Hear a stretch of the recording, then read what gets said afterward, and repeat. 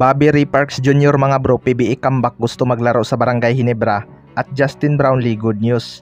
Yan mga bro, pagkatapos mong i-like ang ating video, mag-subscribe na rin kung bago ka pa lang sa ating channel at i-click ang notification bell para lagi kang updated sa ating mga sports balita.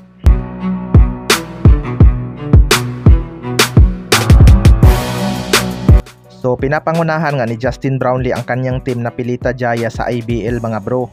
Ngayon ngang maagang natapos ang kampanya ng Barangay Ginebra, mapapaaga nga ang practice ng Gilas Pilipinas para sa FIBA o QT.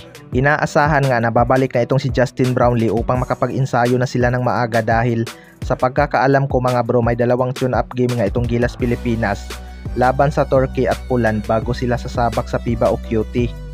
Magandang paghahanda nga ito mga bro dahil malalakas na bansa din itong kanilang makaka-tune up bago ang kanilang laban sa qualifiers. Kumpiyansa naman ang mga Gilas fans na kayang-kaya ng Gilas Pilipinas makasilat ngayong FIBA o QT dahil malaki nga ang tiwala nila sa sistema ni Coach Timcon at syempre kay Justin Brownlee.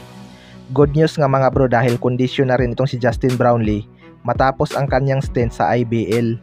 Hindi nga pinabayaan ni Justin Brownlee ang kanyang laro na kalawangin at kita naman natin kung gaano pa rin kahalimaw pagdating sa opensa. Hindi pa nga ito masyadong nabibigyan ng bola doon pero mas angat pa rin ang kanyang laro. Sa kabilang banda naman mga bro, Bobby Reparks Jr. PBA comeback, gusto maglaro sa Barangay Ginebra. Ito nga si Bobby Reparks Jr. ay nag-Japan stint matapos magkaroon ng lamat ang kanilang panig at TNT Tropang Giga. Sa ngayon nga ay nasa TNT Tropang Giga pa rin ang kanyang rights mga bro. Ayon nga sa mga source ay matutuwa daw itong si Coach Chot Reyes kapag babalik si Reparks Jr. at iwan niya ang Japan B-League.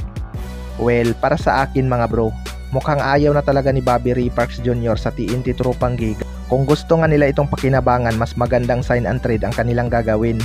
Alam naman natin kung anong team talaga ang gusto ni Reparks paglaruan sa ating liga. Noon pa man gustong gusto na talaga nitong maglaro para sa crowd favorite team na Barangay Ginebra. Sa naging problema nga itong Barangay Ginebra, partikular na sa kanilang lineup, hindi talaga malabong mapapaisip sila na kunin itong si Bobby Reparks Jr.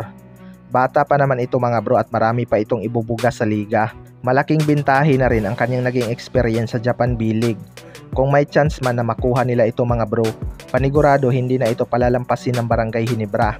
Pero magiging malaking tanong pa rin dyan mga bro kung ibibigay ito ng TNT Tropang Giga sa ibang team dahil nasa kanila pa nga ang rights nito at magiging sakit sa ulo talaga nila ito kapag napunta ito sa isang crowd favorite team na Barangay Ginebra. Kaya abangan na lang natin. Kayo mga bro, ano masasabi nyo tungkol dito?